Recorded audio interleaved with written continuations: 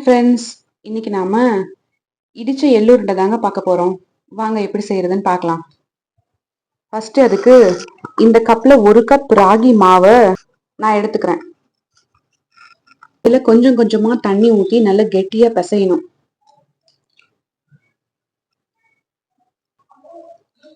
ரொட்டி தட்டுற அளவுக்கு கெட்டியா பிசையணும் மாவை.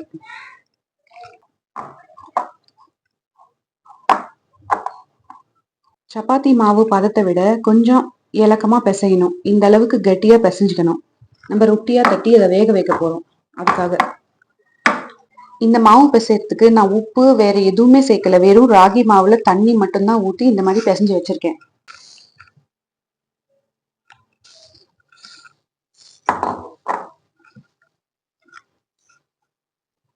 இதை நாம இப்படி தோசை கல்லுல ரொட்டி மாதிரி இப்படி தட்டி அதை நல்லா சுட்டு 2 பக்கமும் சுட்டு வேக வச்சு எடுக்கணும்.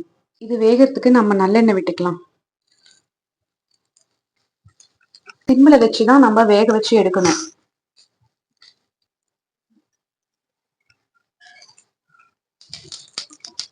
அந்த ரொட்டி வேகிறதுக்குள்ள நம்ம ஒரு 100 கிராம் அளவுக்கு எள்ளை நல்லா வறுத்து அதை தனியா எடுத்து ஆற வச்சுக்கணும். படப்படன்னு வெடிக்கிற அளவுக்கு நம்ம இதை வறுக்கணும். வறுக்கும் போது படப்படன்னு சவுண்டு வரும். அந்த அளவுக்கு இதை வறுக்கணும். இந்த கலரும் பாருங்க மாறுது, பிளாக் ஆகுது. எள்ளை வறுத்து நம்ம எடுத்து தனியா ஒரு தட்டுல ஆற வச்சுட்டு இந்த மாதிரி ஆற வச்சுடுங்க தட்டுல போட்டு. அதே பாத்திரத்துல நம்ம நடக்கல்ல ஒரு 100 கிராம் அளவுக்கு இதையும் நல்லா பொன்னிறமா வறுக்கணும். இதையும் வறுத்து நம்ம ஒரு தட்டுல அணியா ஆற வச்சிடணும். பாருங்க, இந்த ரொட்டி சிம்ல வச்சுட்டு நம்ம திருப்பி திருப்பி போட்டு நல்லா அதை வேக வச்சு எடுக்கணும். நல்லா மொத்தமா நம்ம ரொட்டி தட்டி இருக்கிறதுனால இதை வேகிறதுக்கு லேட் ஆகும். அதனால சிம்ல வச்சுதான் நம்ம வேக வைக்கணும். இப்படி நல்லா அழுத்தி அழுத்தி விட்டு இதை வேக வைங்க. அப்பதான் உள்ள இருக்கிறதெல்லாம் நல்லா வேகும். உள்ள மாவு மாதிரி இருந்தா நம்ம இதை எள்ளுருண்டைக்கு போடும்போது நல்லா இருக்காது, சீக்கிரம் கெட்டு போயிடும். நல்லா வெந்தாதான் அந்த உருண்டை ஒரு 4-5 நாளைக்கு நல்லா கெடாம நல்லா இருக்கும்.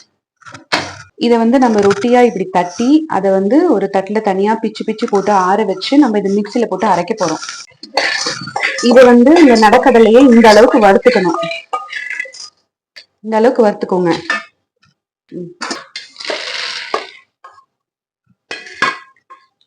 இது தனியா ஒரு தட்டுல கூட்டி இதை ஆற வச்சுட்டு இந்த தோலை எல்லாத்தையும் நம்ம எடுத்துடணும் தனியா.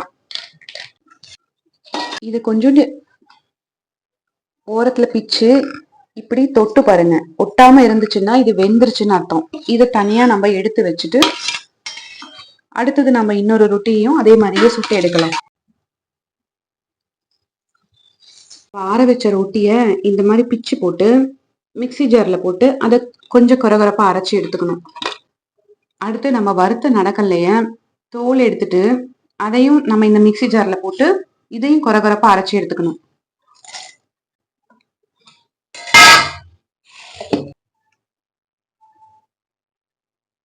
இதை இந்த மாதிரி கொரகொரப்பா அரைச்சி எடுத்துக்கணும். அடுத்து நம்ம வறுத்து வச்சு ஆற வச்ச அந்த எள்ளையும் கருப்பு எள்ளையும் மிக்சி ஜார்ல போட்டு அதையும் லைட்டா கொரகொரப்பா அரைச்சுக்கோங்க.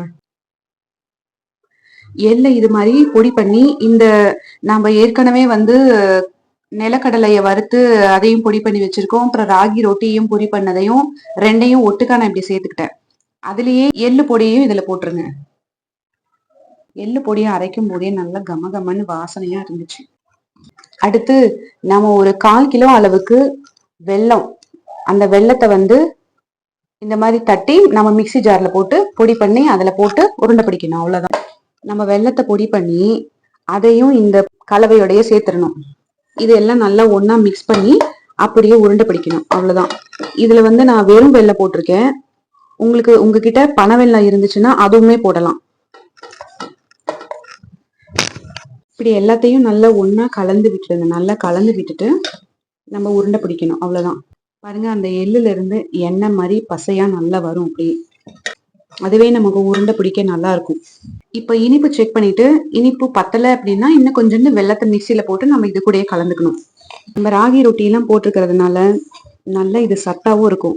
ராகி ரொட்டி, நிலக்கடலை, அப்புறம் எள்ளு, இது எல்லாமே சத்தான ஐட்டம்ஸ் தானே. இந்த மாதிரி எல்லாத்தையுமே உருண்டை பிடிச்சு வச்சுக்கணும். பாருங்க எவ்வளோ சில்கியா இருக்கு இந்த உருண்டை. அவ்வளோதாங்க. ரொம்ப டேஸ்டான சத்தான இடிச்ச எள்ளு உருண்டை ரெடி. இதே மெத்தட்ல நீங்களும் ட்ரை பண்ணி பாருங்க. ரொம்ப டேஸ்டா இருக்கும். ரொம்ப ஹெல்த்தியும் கூட. இந்த வீடியோ பிடிச்சிருந்தா எஸ்எஸ் விளாக்ஸ்க்கு சப்ஸ்கிரைப் பண்ணுங்க, ஷேர் பண்ணுங்க, செஞ்சு பார்த்துட்டு கமெண்ட் பண்ணுங்க. Bye friends.